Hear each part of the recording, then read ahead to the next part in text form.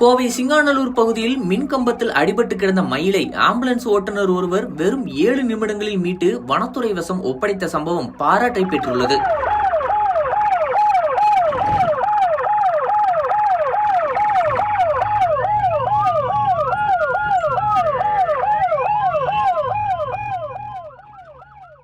நேற்று மாலை சிங்காநல்லூர் பகுதியில் மின்கம்பத்தில் அடிபட்டு காயமடைந்து கிடந்த மயிலை பார்த்த அப்பகுதி மக்கள் மெடி ஸ்குவாட் ஆம்புலன்ஸ் சேவைக்கு தகவல் தெரிவித்துள்ளனர்.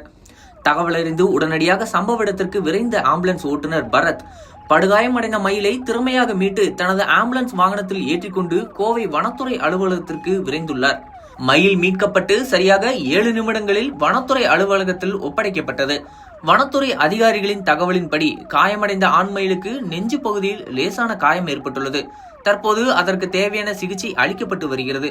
ஓட்டுநர் பரத்தின் இந்த துரிதமான மற்றும் மனிதநேயமிக்க செயல் அப்பகுதி மக்களிடையே பாராட்டை பெற்றதோடு சமூக வலைதளங்களில் வைரலாகி வருகிறது.